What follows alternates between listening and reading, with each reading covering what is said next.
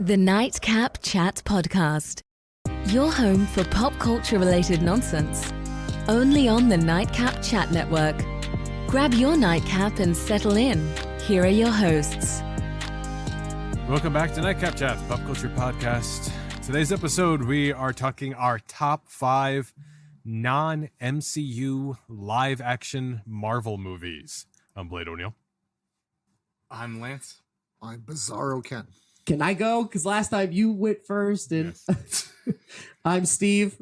That just made me forget my fake last name. Son of a. Hey, how's it going? It's Steve. And we've tried to record this 3 times already, just for a little context to what's happening here. But of course, before I dive into it, I just want to thank everyone for. All right, guys, Real Ken's back. Thank you. Just want to. This Oh is my gosh! Guys ever experienced deja vu? Let's talk about deja vu for a second. Well, these are, movies outside of the MCU universe, and not many of them were memorable.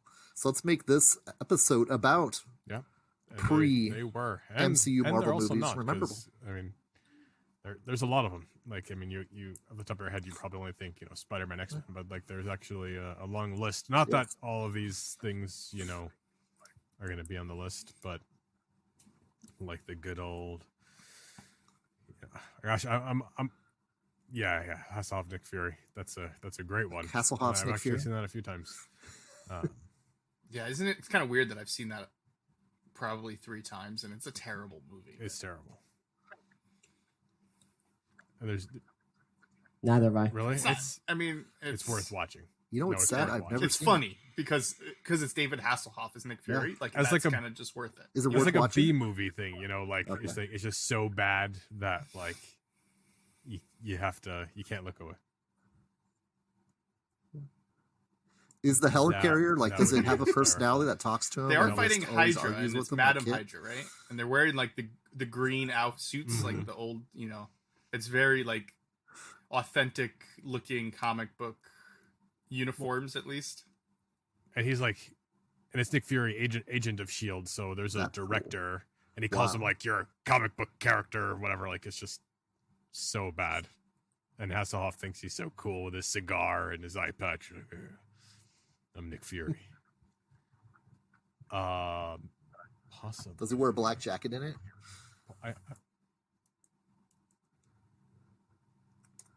That would be awesome if that's the same jacket he wore in He Knight looked Rider. great. He had to wear though. in the Like Nick Fury he looked movie, too. exactly like Nick Fury, right? That's the part that's a shame. Yeah, he looked great. Was he actually didn't look too bad. Yeah. And we're trying out something new today. Actually, we tried it out last episode. We're trying this new Riverside FM to record Nightcap Chat. Powered by Riverside So FM. sorry, that caught me off guard again. It's only the nighttime I've heard it, and it's still making me laugh. Dude. It's It's what we use oh now. my god. And there's a soundboard. The soundboard. Powered by Riverside FM. Yeah. So just wait. We're Before we dig, another thing too, before we dig too deep into it, is it bad for me to think No, 'cause that the they've done a best looking really Doctor bad Doom job was in the with worst Fantastic Dr. Four Doom. movie? like in recent times. Mm. It's like that 1994 movie that's never supposed to have hit theaters is probably the Definitely. best looking Doctor They've done Doom I think really I've seen bad. out of all the incarnations they've done Mhm. so far. As a comic accurate. Well, this makes my list awkward. Uh-oh. Such a great Uh-oh. character. Yeah, I love this. I'm kidding. Uh-oh. I'm kidding. Well, No, I'm well, kidding. I was just joking. Wait, and just to be sure, I are just, you? have Flip it to, up for I me. just have to scribble some things out. You're talking about the Chris Evans one, Ken, right? That's the one where you liked his design. No, he's No. talking about there was this. The one from 1994, there was a movie that was supposed to come out, but Marvel ixnayed it. They said, "Nope, I don't want to see this in theaters. You guys Okay. can't put this out. It's too Got cheesy. It'll ruin the brand." More or less is what they were saying. So they had to ixnay the release of it, and some of it got out on VHS bootleg, and it's been kind of floating That's around exactly right. the world And since then. Correct? I haven't If I'm watched remembering it correctly. I would be very interested in Something like that. Wouldn't you think that they would? Well, I guess they can't because of the rights, but it would almost. It's kind of fun. Be like, hey, you guys should just sell it and just whoever wants to download it and pay for like $2 and just make money off of it. Like people are gonna pay like $2 just to like actually see it. I don't think there's any harm in that. Like it's just like a terrible C-list. Some people might get a laugh out of it. I have that opinion on a lot of movie stuff. This is not the show for that, but I totally agree. Mm-hmm. Okay. You were gonna say something. At least free with That's any gotta be Amazon No, Prime it subscription should be to watch the your first Fantastic month is free if you watch the Fantastic Four. If you We're paying you to watch it. Four. Yeah. The studio thanks you for We'll your give you a year free patronage so you and can gives watch you your these first year of movies. Amazon Prime free. Right. Just show proof of your viewership. Oh my God, come on. See, I hate the fake laugh, man. It sounds like you're bombing my joke. Sorry. It's I can't pretty. help That's pretty good. I'll Makes get my it. skin crawl, It's out of my man. I hate that It's one. out of my system. All right. It's out of my system. All right. So yeah, we got a top 5 list here. So before we don't carry on for too long here, number 5 is the one I struggled with. It was like, who else is making this list? I was really confident with my 1 through 4 as like my number 5, So I won't even say what was kind of like maybe going in there because I don't know what your guys' list for. I'm gonna go first, I think, because I think you guys are gonna be shocked at my number 5. Oh my God. I could be wrong. All right. Hey, can I also make a prediction that we're going to have lots of crossovers? I think there's going to be a lot of us having the same. Not me. I Not think, me. okay, you said that earlier. I mean, unless you're choosing something, I'm not even going to try to spoil it, but I think there's going to be a lot of crossover between the rest of us then. Maybe not in order, but, we're not. Okay, yeah, maybe I would be willing to bet. Yep. Ha ha ha. More Comic Comic book book joke. Okay. Blade? I'm gonna come over there. I swear to Got 'em all you. there. So, my number 5 is like my guilty pleasure choice here. Oh, I think I know what it is. Because at first, I was like, yeah, this was kind of disappointing. But upon rewatching it, I was like, you know what? There were some really great moments, and I watched this movie a lot. And so if I kept rewatching it, I kind of liked it. And that is Elektra. Ah, Surprise? yes. Wait, you know what? I'm going to change my yes to a no because I've actually heard Yes. you refer to Elektra multiple times in other shows, meaning that I kind of knew that you kind of dug it. And I remember we got into a thing about how she was a really great Elektra on one of the shows. I can't remember which one. So Totally. And, just really the opening scene is one of the best pieces of superhero cinema when there's this guy she's going after to kill. He's hired a whole crew and he starts talking about, who's coming after. Like, you may have heard of her. Her name is Elektra. Oh, that's an urban legend. It's like, oh, really? Oh, somebody must have brought her back from the dead. Go on, Ken. I do think that, yeah. I do think that movie is completely underrated. Like, a lot of people really hate on that movie for some reason, and it's nowhere near as bad as people try to remember it as. I mean, the Crouching Tiger, Hidden Dragon aspect of that movie, you guys have me wanting is to very rewatch it now. memorable, and it's a lot of fun to watch. I still think too, as well. The villains are a little I didn't mean to cut cheesy, you off. admittedly, but I mean, that was the time, and I like Typhoid Mary. Like, I actually collect Typhoid Mary comics, so I was really excited that Typhoid Mary was one of the villains. Granted, they didn't really do her justice, but I thought it was kind of cool, and also it was just kind of a weird portrayal. What was the one where my boy Colin Farrell's Bullseye? Which one is that? That's That's Daredevil. That's Daredevil. The Ben Affleck one. Mhm. That's right. Okay. Yep. Okay. But this was a spin-off from Daredevil. It was almost like a Daredevil 1.5 ish. But yeah, number 5 is for me is Elektra. It's a cool pick. I like it. So I guess we'll. Who's next? That's a. Okay. Well, I feel like there's a segue right into mine here, number 5, because my 5 was Daredevil, and Daredevil was like I was going between the Hulk with Eric Bana was the guy that did the first Hulk, if I remember correctly, right? And between that and Daredevil, but I had to go with Daredevil because I had so much more fun picking out the different comic references that Daredevil was using over and over and over again in that movie. And I feel that was the first Marvel movie that really paid attention to comic book references while telling their story.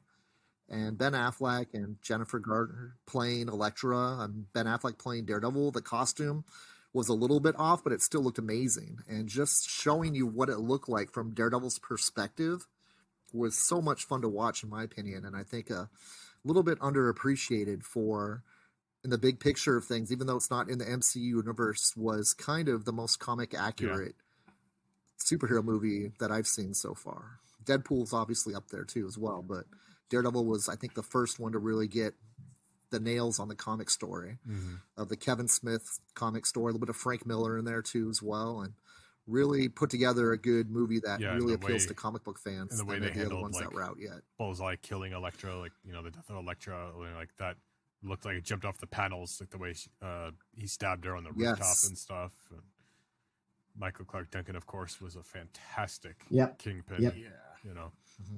May he rest in peace. Yeah, Daredevil movie. That Daredevil movie is probably my most watched Marvel movie. Period. Yeah. Really? Like even including MCU movies, because I probably watched it like 50, 60 times. That movie. I love that movie when it came out. Too. That movie was a great movie. Nice. And it's quotable. There's some quotable things. I quote it all the time. Mm-hmm. Yep. You're absolutely right. Was it anyone else's number 5? No one's number 5. Okay. It just missed my list. Yeah. I'm not telling you where it is on my list. Oh, so it's on there. There you go. That's how you keep the group in suspense, is just tell everybody your list in advance. Why don't you just... But what was I trying to throw you at? Oh, it's a red herring in this show? There's no way that was it. Watch it right now, scribble it out, and change his list. Oh, man. Steve called me out on it. All right. Who's going next? Lance, you want to go? Steve, you go. All right. I'll go because I have my list ready. Oh, my God. This show is going to be so stupid. My number 5 was originally my number 6, but after changing one of them and removing Spider-Verse because it's not live action, number 5, last minute shift, was Spider-Man 2. I don't like Tobey Maguire. I really dislike him. But I'll tell you that movie, I love the ending. I like the villain. I liked everything about it. And I just am a huge fan. I like the soundtrack. Dashboard Confessional did a new song for the ending, which was really cool. And I saw it at the Cine Capri up here. And it was like a really big deal to get this giant line. So Nice. Wow. I love Spider-Man 2 with Tobey. And there's something about that movie. It's so brilliant in spite of Tobey Maguire being in it, because he is the worst Spider-Man, and I will fight anyone on that point. But everyone else is so brilliant. The script is great. And somehow, like, as somebody who grew up with Spider-Man and watching the 90s cartoon, Alfred Molina's Doc Ock was such an incredible performance that, like, I actually liked Doc Ock and, like, considered cosplaying Doc Ock. And more recently, I know I've said this before, watching the newest Spider-Man, the Tom Holland one, where he comes back in the multiverse, I literally started getting No Way Home. tears in my eyes. Yeah, No Way Home. When Alfred Molina's Doc Ock came back, and I was just like, I felt like a kid again. You know, it was like it was so nice that it kind of still mattered, even if it was from a different universe. You know, it was really cool. Blade, I think that you've mentioned that character as a villain more than I think almost any other person I've heard you mention on this show. Would he be on your list of best, like, not Marvel, but any like portrayal on film villains? I think so. Yeah. And that's a great topic for another episode. I'm writing that down. There you go. Organics already. Now you can play a good swooshing sound effect or something. Yeah. There we go. Topic, future topic. You just heard it live, everybody. This is how the geniuses work. Bam.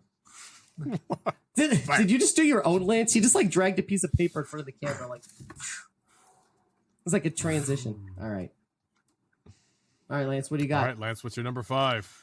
My number 5 goes with Steve's number 5.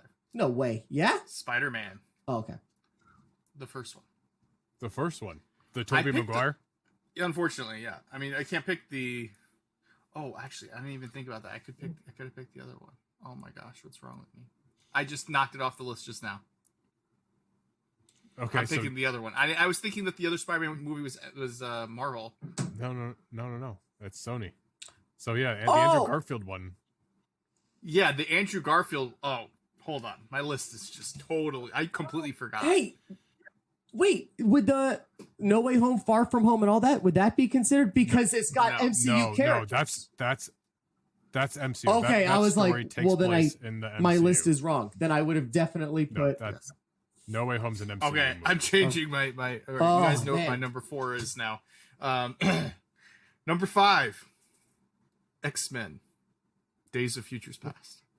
Number 5 is X-Men: Days of Future Past. Yes, That's your new list. that's my new list. Okay, well, Wow. I'm just gonna hold on. I'm gonna tag it, and I'm gonna go. That's my number 4 because it is my number 4, so we can discuss it together and reverse the cycle of announcements. Okay. That one was one of the ones I have like written down that was like vying for the number 5 spot. Okay. But did not make it. So the reason why I didn't put it on is because it was so great, and this would have been a great reset point because it's great. It's definitely one of the greatest X-Men movies and non-MCU movies. But after that, they went back and ruined it again. So I was like, there's something to be said for fixing it and then just going right back and messing up and not learning from your mistakes. And also, as I remember Ken saying, like, what are those memorable moments from the Fox X-Men movies? And I couldn't think of any. And I was like, well, Elektra has that great opening scene, so that one wins. Actually, that's a good analysis. Yes. It's what? That's why I went number 4. I did do an X-Men movie Oh. too. My number 4, I did an X-Men movie though too. And so it's like, but with my X-Men movie, I'd go with the first one because that was the first ever team superhero movie that actually seemed to garner attention that this could be done. Like the Avengers wouldn't exist if it wasn't for the first X-Men movie actually succeeding and starting a franchise, in my opinion, because, you know, Hugh Jackman had his career made by being the Wolverine. And even though he didn't even match really too much in the comic book realm of Wolverine, the X-Men movie itself did a good job introducing a villain, a team of supervillains, and a team of heroes, and showing that Hollywood can go forward making more superhero movies in a productive way. And, you know, Halle Berry being Storm, I mean, yeah, I said too, the actors, they tried doing like a pretty high budget acting budget for it, and I can understand too. It's like, this is hard for me because the MCU universe of movies are so far superior, it feels like, to some of the stuff we've seen in the past, that I forgot how much I actually enjoyed seeing X-Men in the theaters when it first came out. And that's why I had to put it on my list as number 4, because I did leave the movie theater thoroughly entertained and went back and watched X-Men a couple times until you saw what Iron Man could do to the Marvel movie business. And X-Men was very rewatchable for me for that time frame, and got to see more or less my favorite comic characters at that time brought to life. And you know, Patrick Stewart being a perfect Professor X, it was just really well done for me. I had number 4 X-Men, on my list. So number 4 X-Men on my list, there, of course. And then I was like, oh yeah, Days of Futures Past. So then I just pulled it out. Okay. I was like, I'm gonna flip flop it, put it in, because I loved that first X-Men, and it's like, it was the first one. Yeah. But I feel like they just did such a good job, and it's I think it says a lot. I know they messed it up afterwards, like Blade said, but it says a lot to try to fix what they messed up. I mean, like, I don't know if anyone is going to be able to do that. You know, like, I don't know if DC's ever going to be able to, like, finally fix and decide who's, you know, what Flash and what Batman and whatever, and fix their universe. And then Marvel's, you know, starting to spiral out of control, and they're going to end up fixing theirs and have their Days of Futures Past. That's why I went with it, because I don't know if you'll ever see a movie like that again. And it was so, I remember watching it in the movie theater thinking it was so cool. Like, it just starts with everyone's like dead and the Sentinels are chasing them, and it's just like they're going back into it was just, I remember just being like, this is crazy, this is cool. And I think that's why I was like, I have to take it, because, and then the X-Men movie was the original one. Yeah, it was like the first, and it was original, but it was also like a little, there's a lot of corny things to it, but it was still good. Like, it was campy once in a while, you know. But that's another one that like you quote from. Yeah. I thought you guys worked in a school. I thought you worked in a school. Are you a God-fearing man, Senator? It's such a strange phrase. Yeah.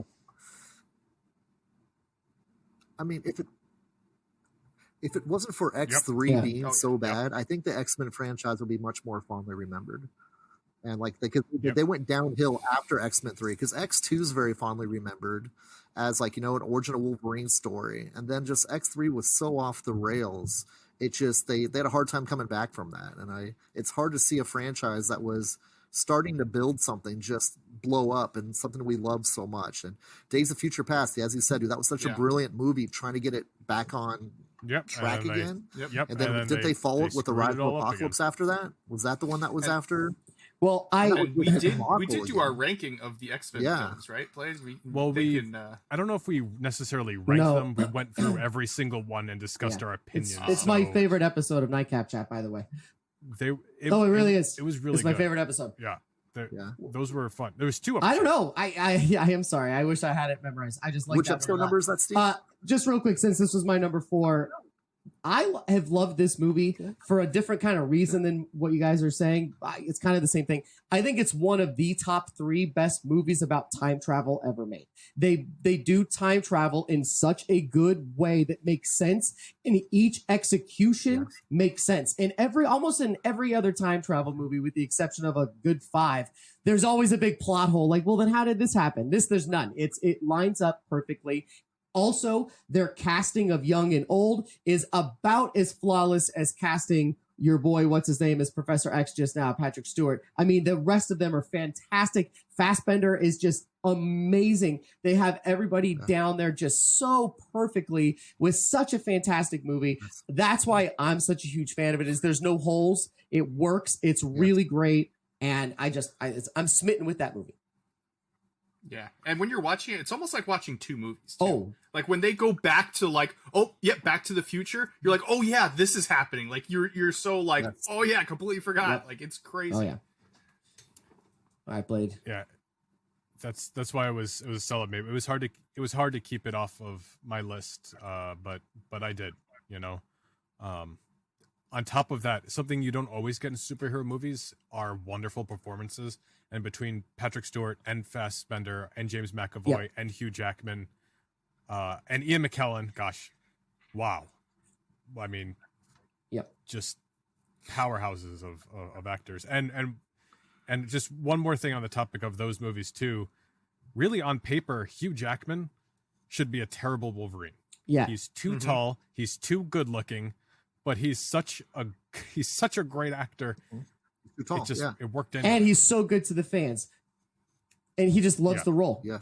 One other thing before we go on to your number 4, Blade, is I also would like to thank the common sense master, Lance O'Neill. If you guys were just go back and listen like 4 minutes ago, he's talking about his list. He literally just held his list up to the camera. So now I see every one of your picks, dude. My God. And we have like this same exact list. And I'm except in different order. I'm so annoyed. He just held it up to the camera and was like, here you guys go. I'm sorry, I wasn't thinking about it.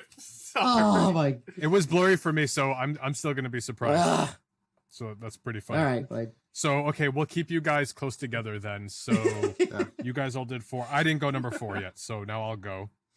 My number 4 we kind of already mentioned, so we'll just do this quickly. It's a Daredevil director's cut. It's the Ben Affleck one, but specifically the director's cut's a little better. I know we've talked about this on Nightcap Chat before. It adds a whole extra subplot with Coolio, right? Coolio has this role in it. Yep, in the courtroom, and it ties all the street stuff together with the Daredevil stuff. And it's just everything just makes a little more sense, and it's good. But yeah, I love Daredevil. Like Lance said, it's one of my most watched and rewatched Marvel movies ever, period. I mean, we all know, we talked about, like, I fall asleep with, like, the TV on. You know, I've mentioned that once or twice.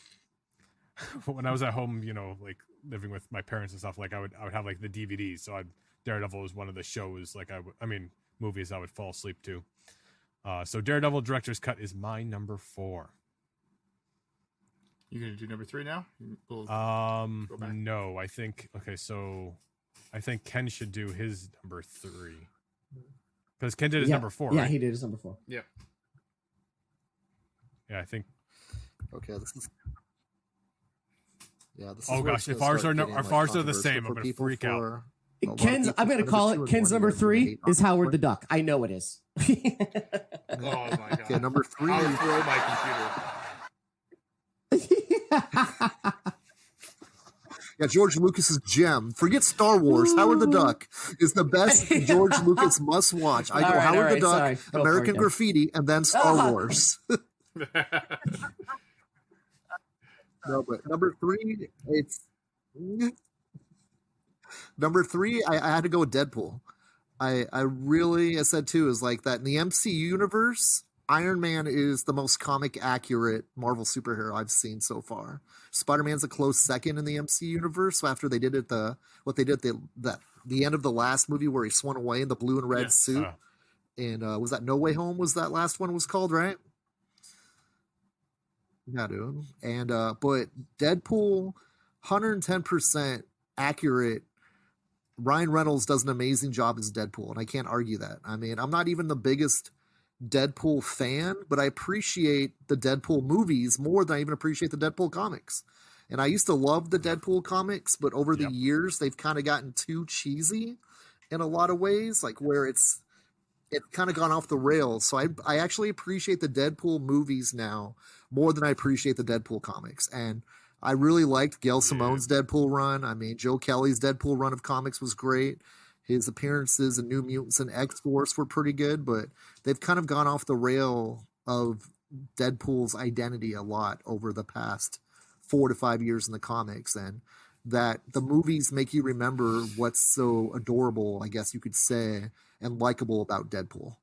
And it's just like Domino was, even though Domino was off a little, well, that wasn't Domino, was in the second Deadpool movie, not the first Deadpool movie, but I'm a really big fan of oh my gosh, dude, I just forgot her name, but Baccarin.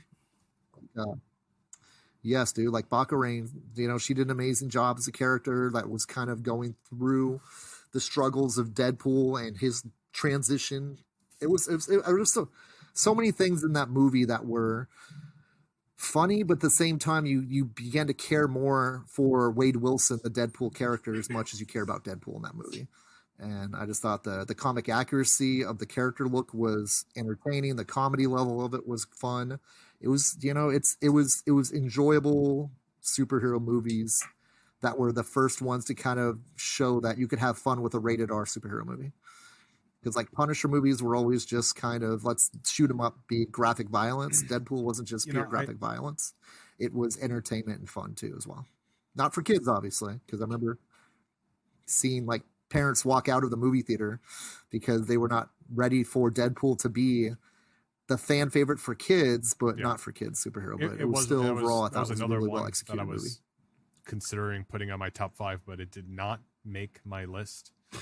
I thought that would be a little surprising, and even though I agree with everything you said, what kept Deadpool off the list for me was, even though I was like, wow, like we'll probably never get this comic accurate origin story again. To me, like I don't think it had to be so gory and R-rated. Like we could have had a really strong PG-13 because, like, to me, I've only seen the Deadpool movie 2 or 3 times. So like because it didn't have too much watchability, rewatchability, and it's just so much and so profane. I was like, I'm keeping this off my top 5, and that's what kept it off my top 5. But you're right. I do like it though. I'm not saying I don't.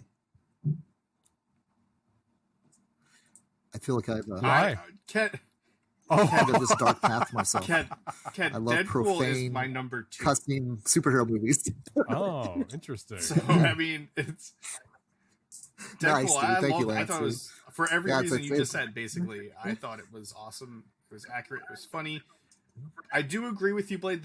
There is a little bit less rewatchability because it is kind of like excessive. It's excessive. But it still was done so well that I just can't not put it on. It was. I think sometimes rewatchability, like, it's hard to judge movies if you're factoring in rewatchability, because it's sometimes when a movie's so good or it gets you like so like emotional, you're not going to probably want to watch it that often. Yeah.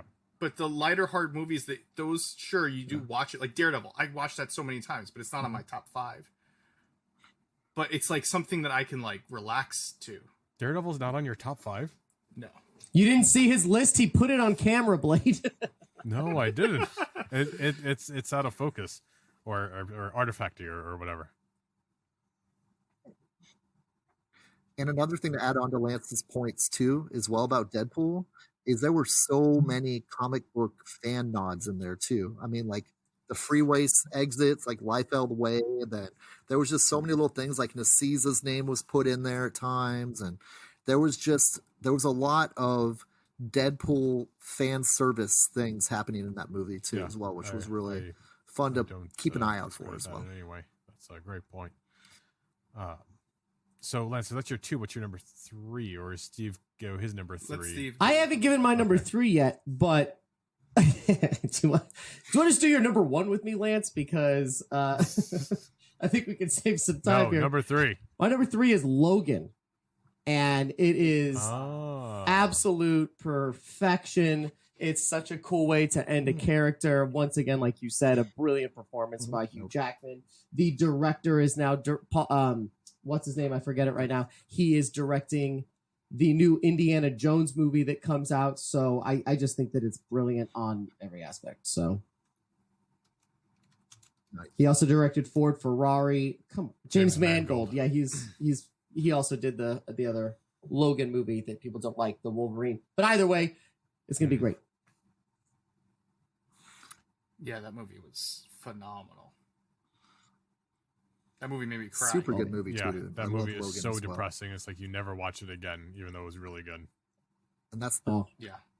That's not me. I've watched it maybe 50 times. I love that movie. yes. What? The it's so cinematography heart-wrenching. in that movie is unparalleled before, and the way that the But story it's so depressing. depressing. Any movie that you're too cutesy, Yes. man. You guys like way too And X-23, like she did a phenomenal job. yeah, absolutely. X-23. She's Oh my fantastic. gosh, she's great. Absolutely genius. It's fantastic. The cinematography is some of the best I've ever seen. It's one of those risks that they let them do and letting them make it. That scene where they were in the casino and it's the vibration scene where they can't do. Come on, that was so yeah, that's intense. awesome. It's just Mhm. wild. So yeah, there you go. It's amazing that he directed that movie, but also directed the Wolverine. Yeah, that's what I was saying. To me, that's like So unfathomable. Yeah. Which is so bad. Yep. So bad. We need to do our bottom 5 and see like what's the worst and why. Just that quote. That's definitely got to be next. What's on there? Yeah, I was looking at that list. That'd be kind of fun. But, Lance, to your point, he also directed Walk the Line, which was one of those movie experiences that was... Oh, wow. And Ford Ferrari, he's very good with sound. So it's really loud and intense in the theaters. He's really got to focus on sound. I don't know why, but he does. And for some reason in this one, it's just like everything. You've seen the video of him, right? Yeah. Running in his sound studio, recording his breathing.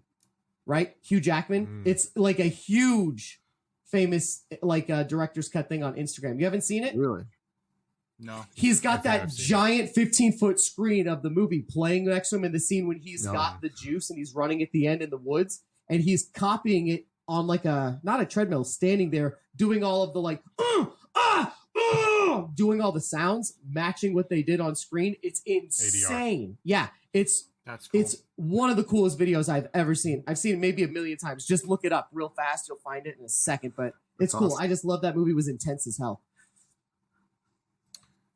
Yeah, Logan was so depressing that I had to keep it off my list, and then also I thought I know you're number one, by the way. I just figured it out. my number Yeah, one? I know what it is. It's the Care Bears version of Spider-Man, right? It has to be, right? I got it, didn't I? No. Rainbow Bright's version. You got I it. knew it. That's it. I just it was a great send off for Hugh Jackman's Wolverine character, and it was great, and like the old man Logan kind of stuff, and I love X-23, and the X-23 stuff was great to see, but I was just like, I don't know, like it was good for that, but beyond that, you know, like it was just, I don't know. It's a phenomenal movie though. It was really hard to keep it off my top 5. Did you real quick but I had before we to. go? Did you like the way that they got rid of Patrick Stewart in that movie? Because I've heard some people say it was meh, and then some people like me that have a different opinion. No, it was kind of stupid. Oh, you thought it was kind of stupid?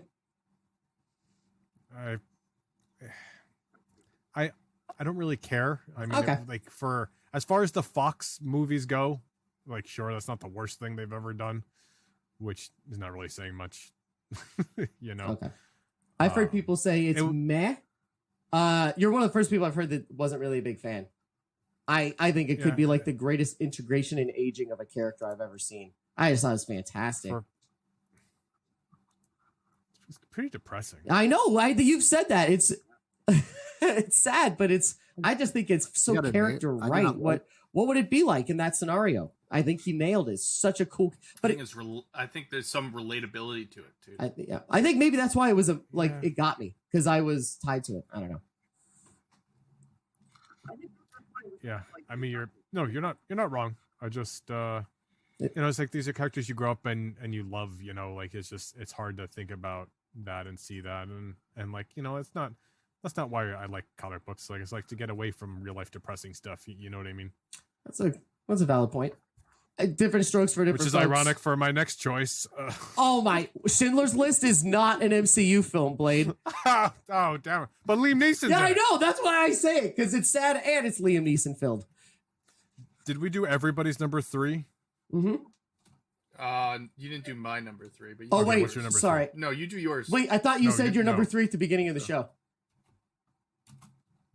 What? No. Okay, sorry. Go ahead. Wait, did I mess up my list?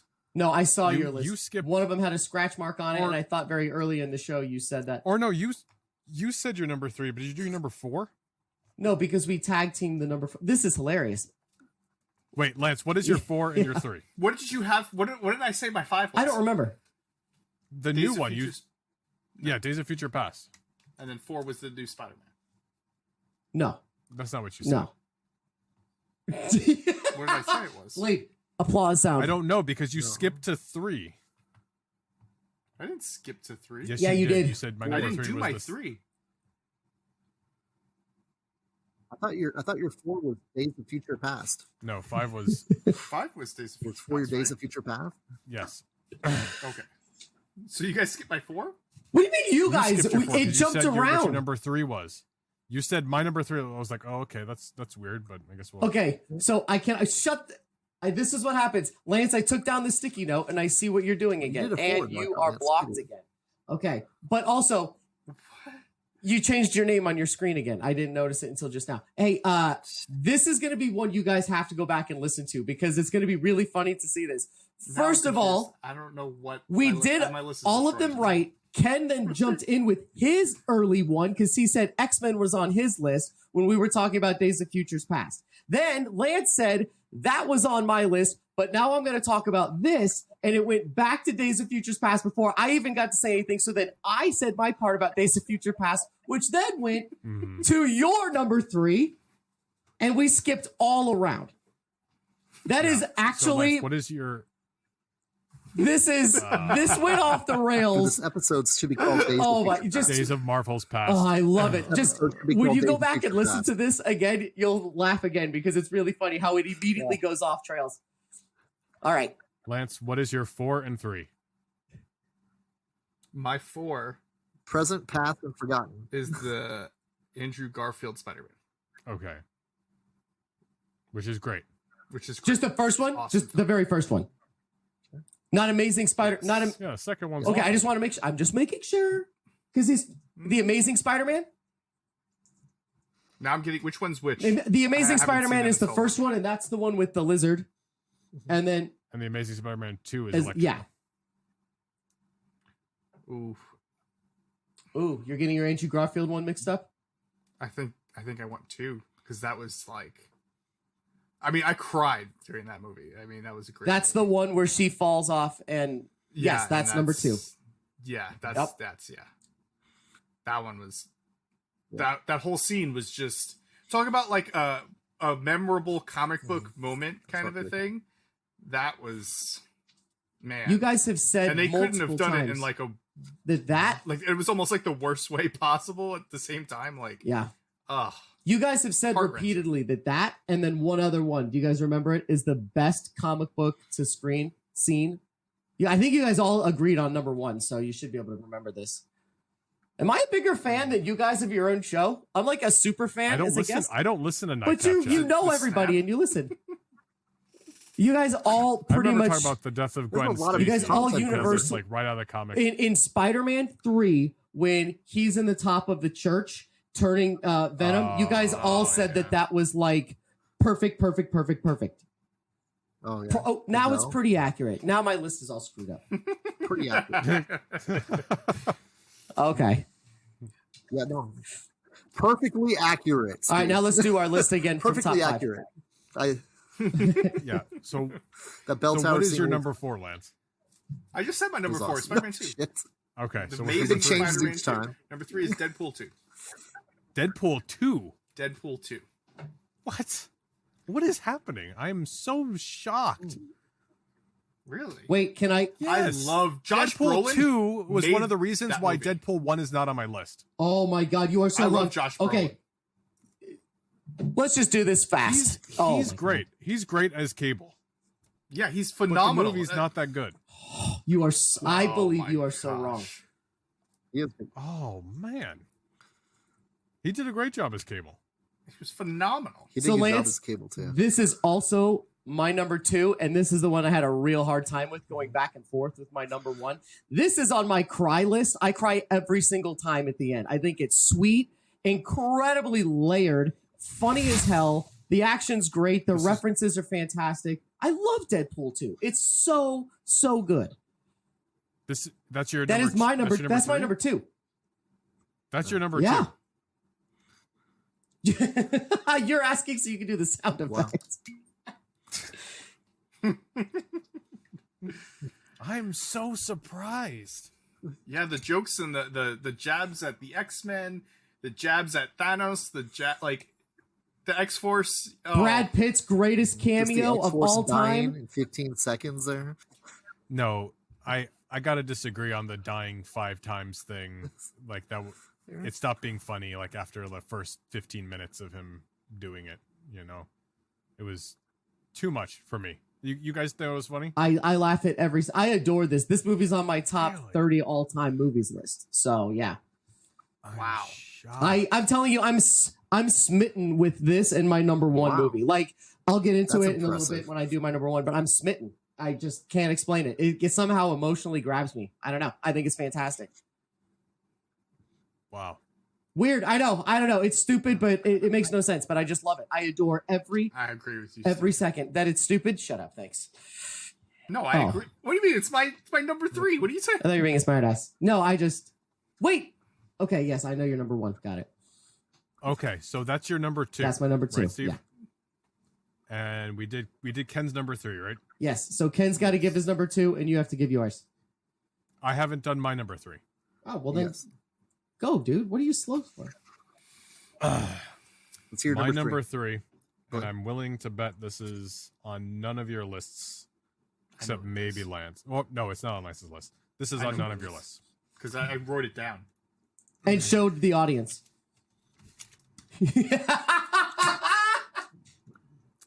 Shut up. Get that out of here. Oh my gosh. Okay. I was. Wait, is that your that your pick for him? Or is that did you just change your list up, Lance?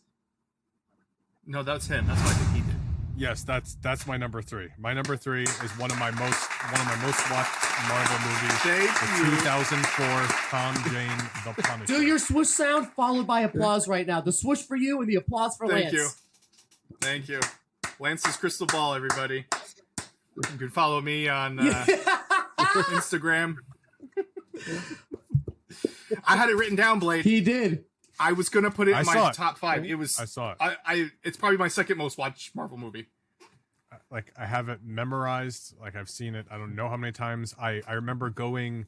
I didn't even know what Hot Topic was at the time. I figured out that the store named Hot Topic had the shirt from the movie because I wanted to, cosplay the Punisher. And it was such a cool version. It was like a very, to me, like comic accurate meets better than comic accurate, and now like that's what the comics look like now is like that Tom Jane Punisher skull. He did a great job. They took some liberties. I think he was with the stuff like that, but they still massacred his family. But they took it a step further. It wasn't just his immediate family. He was at a family reunion with his entire family, and they come and kill everyone. It is a massacre. It's like worse, right? Yeah, it was crazy, right? But it was sad. Oh yeah, he grows and grabs his kid and his wife, and it's just like you're just like, oh my gosh, this poor guy. Talk about crying in a movie, man. I have a question for you guys who remember it. It always kind of bothered me, and I don't know if we can Google this. When he's grabbing his wife and his kid, and he's holding them. Something that really distracted you know what I'm going to say? Yeah. His thumbnail was like green, and it was wildly distracting. Tom Jane. And so I don't know like if he got hurt, if there's a story, like it just looked green. Go back and watch this and tell me if it's still in there. But like that's another one I think had a director's cut, right? I thought you were going to say something else. I'm not going to lie. Oh, what? It bothered me because like he runs out onto the pier, and it looks like he runs like 10 feet, and then like when they pan because like the car's coming down, right? It's like all of a sudden it's like this like 200-foot pier. Like it was like wait what? Like all of a sudden it was like super far away. I was like that's okay. That's kind of doesn't make sense, but like whatever, it's fine. That was oh man, that movie was awesome. I think the only reason it's not on my list is because of how good the new Punisher was. That I feel like it almost like took something away from it. I do like they ended up doing it so well that it's kind of like what are you saying?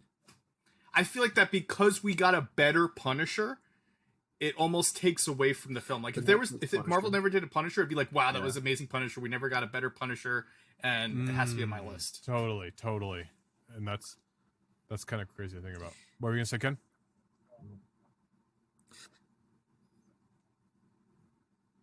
Yeah, even if they would have brought Thomas Jane back to be the Netflix Punisher, I think that would even validate that movie even more too, as well. Yeah, he even did a fan film. Didn't Thomas Jane petition to come back to be the Punisher? He did when they were talking about being the Punisher. The what? Yeah, he did a fan film too, even kid. And so, like, that's how much like the guy loved being Punisher too, as well, which was very authentic. When you see someone that's an actor that embraces the character, that's why I think why I like Ben Affleck as Daredevil is because Ben Affleck's a Daredevil fan.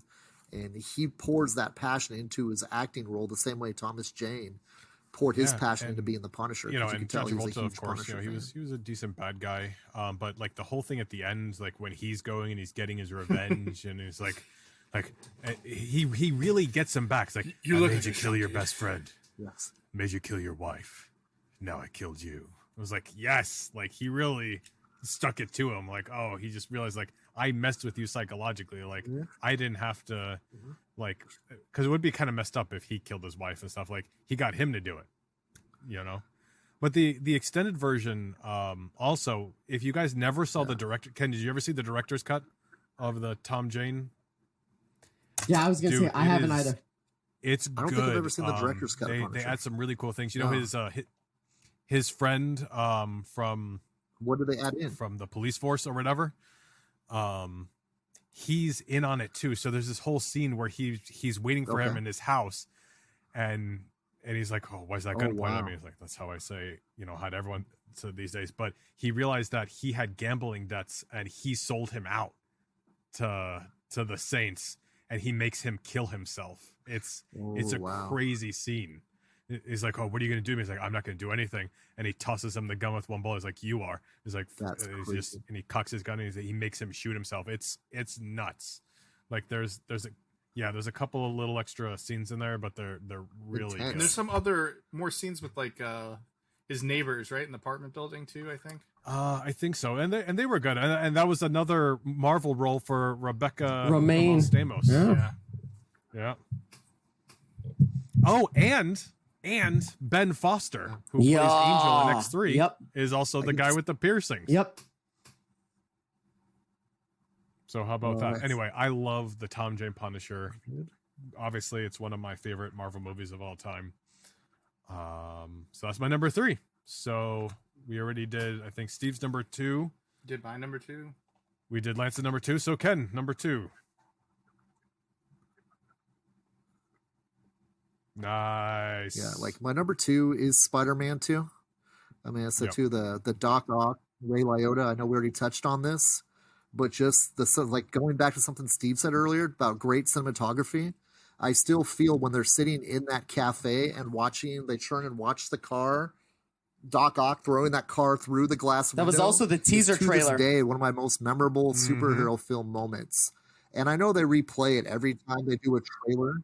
Yes, it was in the teaser trailer too, but that just ingrained in my brain about how powerful superhero movies can be. And I know they touch on it in like the Invincible animated series, but just the collateral damage of what superhero movies can do to a city, I feel really was started with that scene, in my opinion. And, it's like obviously in the first movie too, Green Goblin throwing the pumpkin bombs and so on and so forth, but just the innocent level of Peter Parker not even being Spider-Man, but still being impacted by what goes on inside the world of having to be Spider-Man. And it's just that scene is just, to me, ingrained as one of my favorite moments in superhero comic book history. And just the whole thing of Ray Liotta being such a likable villain. The thing I liked about Spider-Man movies more than anything is all the villains were tragic villains. They weren't really villains. They were people that had crossroads that they had to deal with. And unfortunately, they made the wrong path. And Spider-Man had to deal with their bad decision with good intentions. And I think that's probably why I like Spider-Man 2 as much as I do. Too. Yeah, we kind of already touched on it. I won't be I won't keep repeating myself, but how can you not love it? In spite of Tobey Maguire. Exactly. I was waiting for that because it's so true. Yeah, that's why it's not on my list. Oh, because Tobey Maguire, I can't stand looking at it. So Ken, that was Ken's number 2. We did Steve's number 2, right? Mm-hmm. We did Lance's number 2. Yes. Mm-hmm. We're at number 1s, baby. No, we're at my number 2. Oh my God! You're still behind? My number 2 and my number 1 were really close. We're really close. But this ended up at my number 2, just because it's less comic book accurate. What are you showing me? What are you showing me? Move it over. No. Close. Blade 2. That's why. Okay. Blade. I chose Blade 2 instead of Blade because Blade 2 was the better movie to me, and I'm just like every other movie on this list, it's the one I watched over and over and over and over again. The script was a little better, the villains were a little better with the Reapers and the whole Vampire Nation stuff. It was really gory. That's why it was number 2, not my number 1. But after the initial shock of how gory it is, like I was okay with it. But gosh, Wesley Snipes is awesome.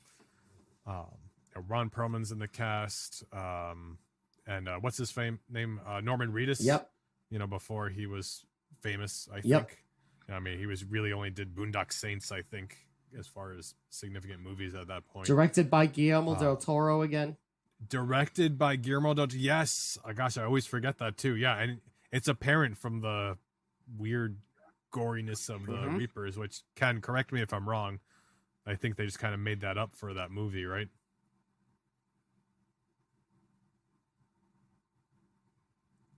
Say, man, dude, I'm not as much of a Blade fan as you are, so I would probably have to I think guess so. if you think they made it up for the movie. I would agree with you. I would bet a little bit, but not a lot. I'm pretty sure it's made up. I don't remember seeing anything about the Reaper stuff, but it was just good. It was interesting. I mean, comic book movies were different. Back then. We weren't always expecting like the most comic book accurate stuff, and it was just fun. And it's another one. Very quotable, like You when he's in the sewers, like, do not know who you were effing with. Language. That was a great line. Language. Yeah. So that brings us to the number ones. Who's gonna go? I'll go first. I'll go first. No, let me go first because yours is like everyone's waiting on yours. Yeah, we already talked about mine. We already talked. We already talked about mine too. Okay, then me and Steve will go first. So mine real quick, because we talked about it twice, is Sam Raimi's Spider-Man 2 with Doc Octopus. Not only did I watch it over and over again, like I think that's the most times I went to the movie theaters to see a Marvel movie in theaters over and over again. Like I remember seeing the trailer, it was awesome, it delivered, and in spite of Tobey Maguire, everything else was awesome, and I'll just leave it at that. Spider-Man number 2 is still probably one of my favorite superhero movies of all time. And that ending is so good. So good. Yep. Just watch that last 30 seconds with the looks that they give each other, the lighting, and then when the music comes in when he leaves, it's like cinematic, like perfect ending. You are not going to be able to ignore Spider-Man 3 after that. Perfect end off. Just so good. Until you watch But yeah, exactly. And then you regret it. Okay, well then, Steve, if yours is predictable. Yeah, my number one is Deadpool, the first one. And my little story about it is I didn't understand or know what Deadpool is. And I met my wife, Sarah, at San Diego Comic-Con. But when we're there, there's these people running around in this suit. And I'm like, who is that? And she's like, what do you mean, who is that? I'm like, what is this? There's like 1,000 of them and they're being all weird. And she's like, that's Deadpool. And I'm like, what's a Deadpool? So she's like explaining it to me. I'm like, this is so stupid. This is so stupid. What do you mean he breaks the fourth wall and talks to the readers?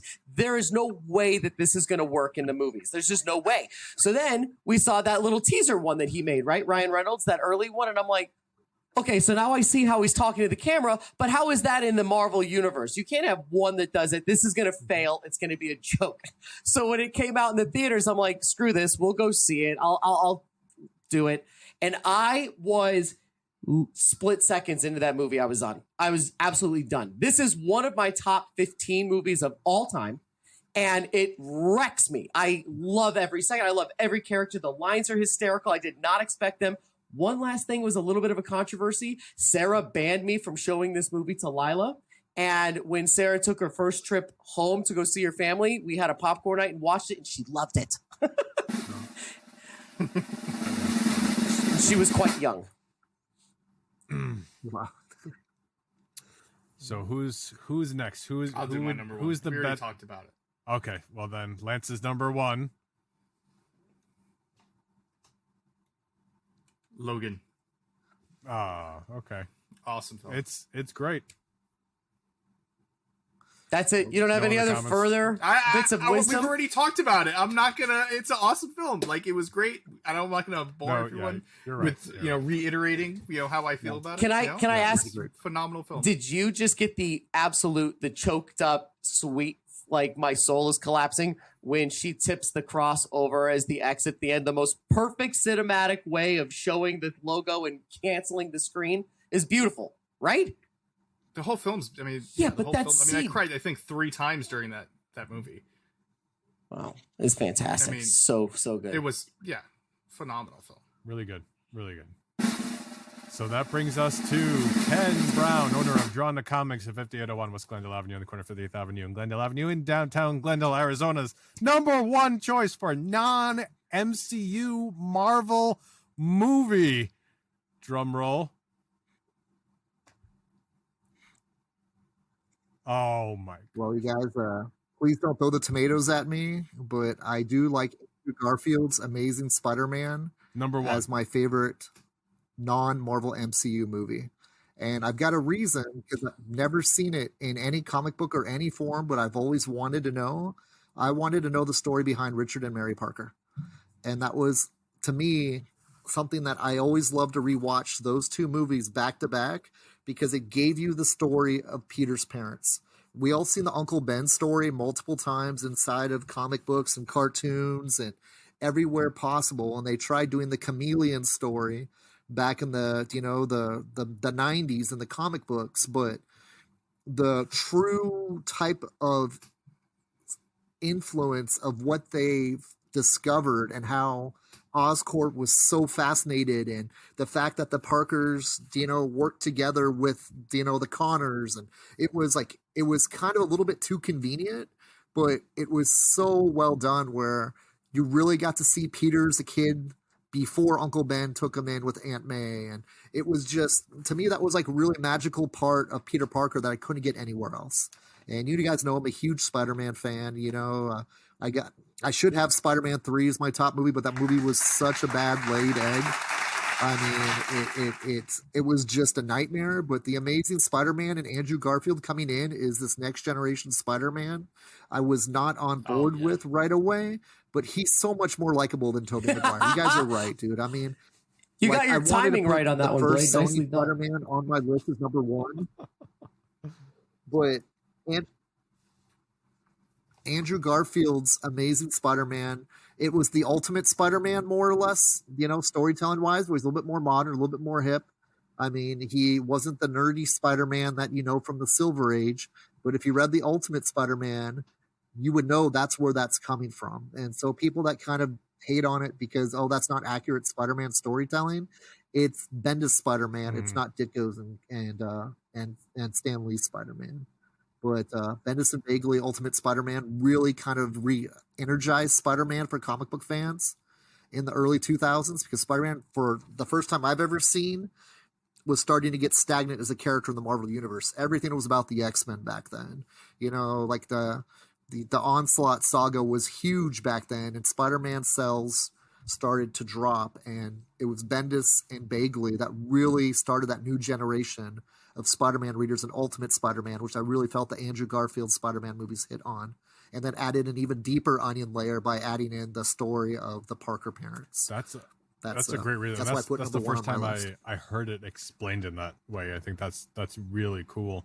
And actually, in reference to like the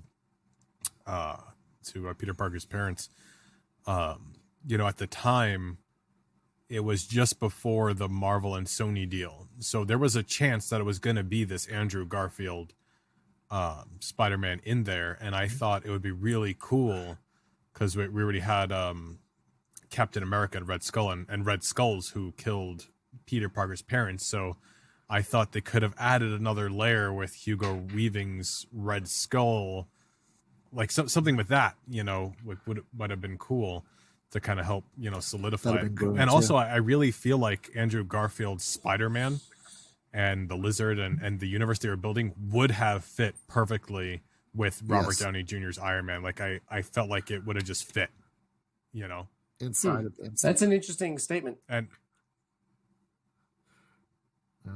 well, even in that second movie when they were setting up the Sinister Six at the end of that second movie, I mean, that Andrew Garfield franchise had direction, in my opinion.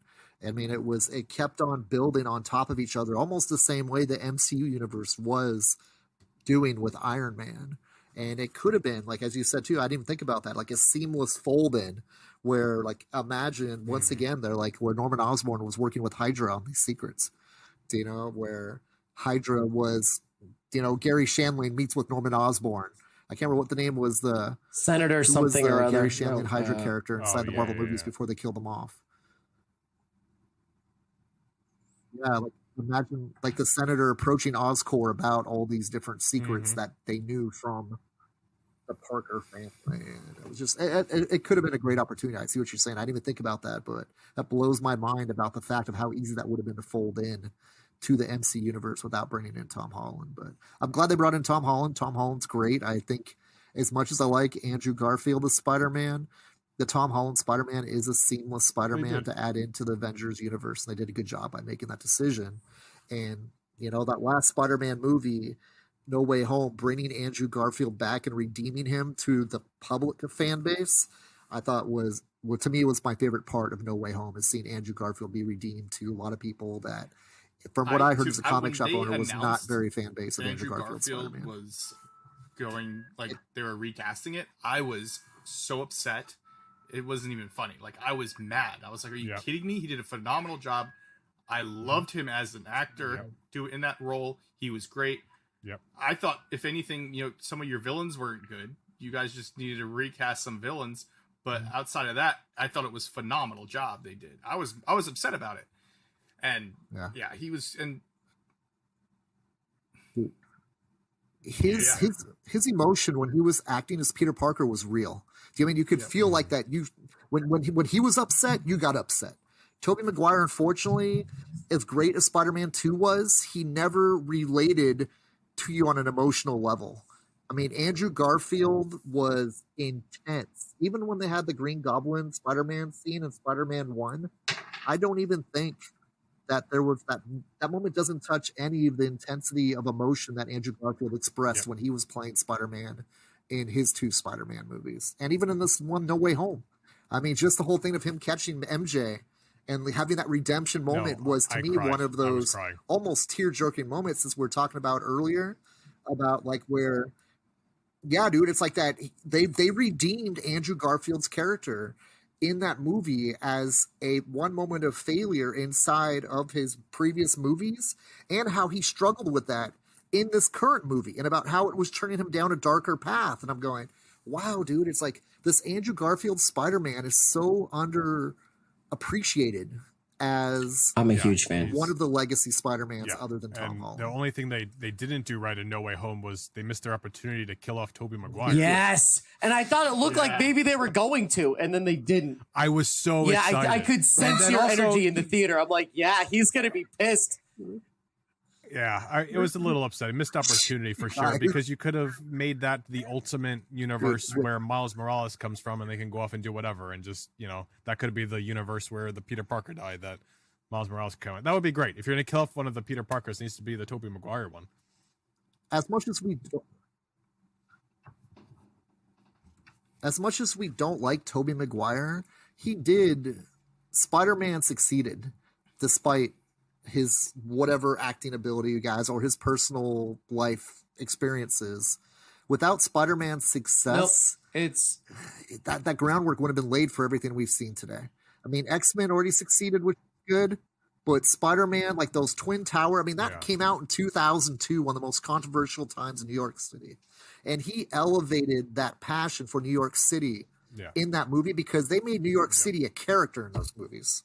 In the Tobey Maguire movies, you know, him delivering the pizza, just the different things you'd see around New York City. I mean, I think New York City was probably the best character in those Tobey Maguire Spider-Man movies, because you got to see what it was like being a kid in New York City and discovering what it's like to be a superhero. And there was no other superheroes around. They didn't have like Captain America running around or anything like that mentioned at all. It was his city to protect. And it kind of made it like Spider-Man, this little kid from Queens. It's not Queens. Was it Queens? Yeah, it's like, and in New York City was just as much of a character as Spider-Man in those movies, which I thought was really kind of a redeeming value of those Tobey Maguire Spider-Man movies. Spider-Man 2 probably has one of the greatest superhero movie video game adaptations, the number one of all time, hands down. No contest. Yep. And you get to run around New York City as Spider-Man, you know, which is awesome. And they did a good job adding other Spider-Man villains, like, you know, Rhino and Mysterio, and I think there was Kraven, right? Scorpion. You know, it was cool to kind of think, you know, what what the Raimi Spider-Man verse would be like with these other Spider-Man villains. Any other comments before we wrap this up? No. This is a fun list, but it did make me think of some of the bottom ones too. I'd have to see some of these weird looking old timey ones. By the way, I would have a very tough decision. I haven't seen most of these, so like, do we have to watch? Should we try watching them, or? I mean, I guess to be fair, but I mean, like, but the David Hasselhoff, Nick Fury, Agent of S.H.I.E.L.D. is like possible. We can look it up, but it's so bad that it's enjoyable. So like, I still would argue that like X-Men 3 is worse because it's just garbage and there's nothing to enjoy. You know what I mean? First of all, Dark Phoenix, you know. Oh yeah, Dark. It's with the Wolverine. New Mutants. I was waiting for one of you to say that.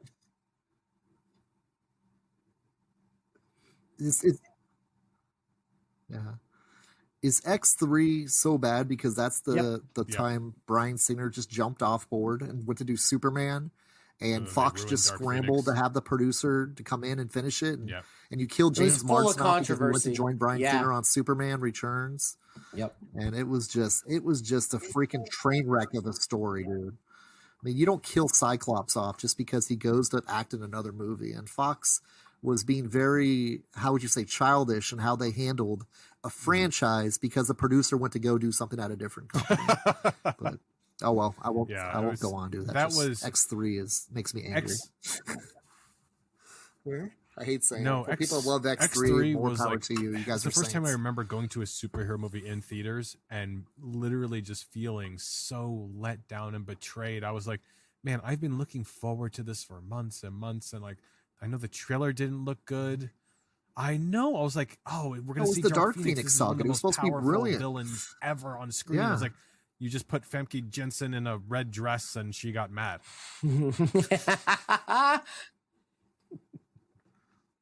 Yeah. And that's why I don't like the Fox X-Men so much too after. And that's such I put X-Men #1 on my list because it was such a promising franchise. Twice. And then for them to butcher the Dark Phoenix saga twice, much less one time. Dude. I mean, how do you do that, dude? That's just almost impossible, man. None of the X-Men movies are on my list. I just don't see it. I was going to say. The what? Because of that. And like the X-Men are like my favorite comic book characters. But I was like, you know what? Like they screwed this up too much. Like I can't. I know. I love the X-Men. That's part of my problem. So.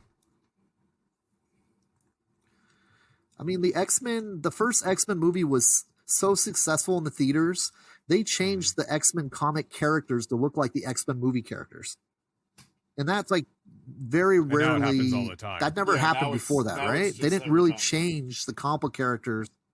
Yes, and that set the groundwork for that. I mean, Grant Morrison's X-Men, who in comic book storytelling is one of the most adored X-Men storytells, is next to Chris Claremont's is Grant Morrison's X-Men. And but as I said, dude, it's just like that. The franchise went downhill so quickly after X2. I'm sorry, I'm getting that anger about X3 ruining a franchise going forward. Feeling in my head again. But that Wolverine Logan is unbelievable. Like a way to finish an X-Men franchise for Fox. I gotta admit. I mean, New Mutants, I guess, was supposed to be their tie-up, but New Mutants was not a tie-up of anything. It was like a beginning more than anything. But we'll never see where that goes. And it wasn't really worth seeing where it goes anyway. Yeah, you hit the nail on the head with that. My apologies, that's X-Men about all fan. the time we have for that episode. You know, what are your top 5 favorites non-MCU movies? You know, let us know on social media. We're at Nightcap Chat. It's Nightcap Chat, all one word, on Facebook and Twitter, and Nightcap_chat on Instagram. Ken.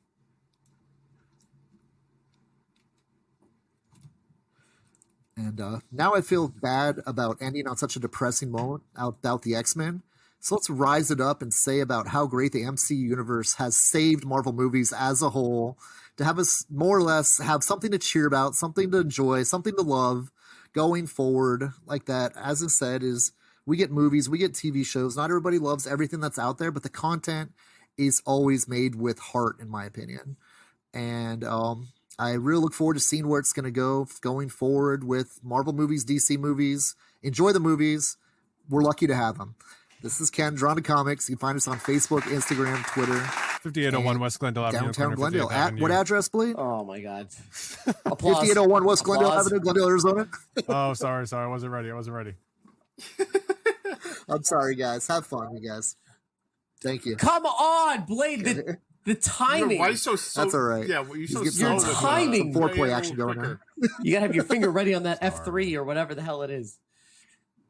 Oh, Yeah, can't you like quick key it or something? Yeah, I Hotkey have it? to look into that. Well, you can follow me here and listen to Ink and Paint. We have a new episode which came out this last week about Jay and I. We went together, the two hosts met up in Florida and did the new Guardians of the Galaxy ride and spent a longer than expected time in the parks. So we talked about that. But we also recorded a separate episode that comes out soon, covering a lot of weird news in the Disney world next week, like how they're redoing She-Hulk because the animation is so bad. They're doing a Sonic the Hedgehog on it. I mean, a lot of interesting conversation on the next episode, so make sure you listen to Ink and Paint. Yeah, hopefully they just redo the whole show. You can catch me at Tales of Lance, Lance. on Instagram, Twitch, and Twitter. Is that your actual thoughts on the show? That would hurt my soul if it did. No. It's like, oh my God, what a seriously dickhead thing to do. And you can catch all my voiceover and producer nonsense on Blade O'Neill. It's Blade O'Neill with 2 L's at the end, all one word, on Instagram and Twitter, and Blade O'Neill VO on Facebook. But we appreciate you all taking the time to listen. We love you. Be safe. And I'll catch you all next week. Have a good week. Zap, Thank you, guys.